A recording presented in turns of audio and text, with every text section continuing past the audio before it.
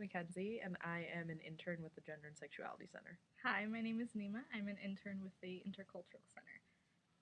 We are here to talk about feminism in order to kind of demystify some of the stigma and confusion and stereotypes around feminism and how it works and what it is.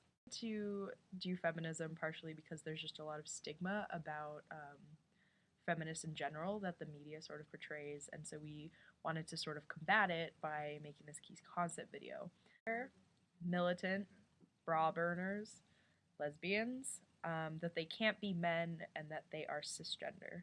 Cisgender meaning that their or the sex that they were assigned at birth matches up with their chosen gender identity.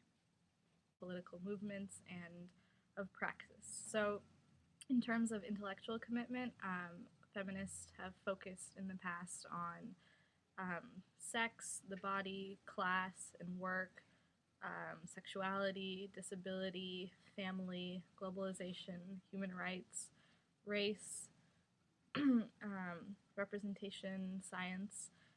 So these are some of the ways that feminism is manifested in the intellectual world. Also want to focus a little bit on the historical aspects of feminism and talk about like the different waves of feminism that have happened. The first wave happened in the mid 19th century until about 1920, and it was focused on basic political rights such as the suffragist movement for voting equality. The second wave happened from the late 1960s and into the 1970s, and they wanted to go beyond political rights and focus about equality in education, the workplace, and at home. The third wave, which is more recent and still contested as to whether or not it was a wave, critiques the second wave for not focusing on differences among women and talking about intersectionality with race, class, ethnicity, religion, and just talking a little bit more about gender and what it means to be a feminist outside of cisgender privilege and different things like that. Next one is from Linda Martine Alcoff from 1995.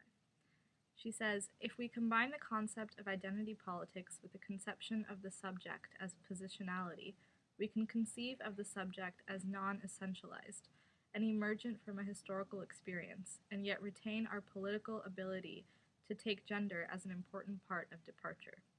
Thus we can say at one and the same time that gender is not natural, biological, universal, ahistorical, or essential, and yet still claim that gender is relevant because we are taking gender as a position from which to act politically.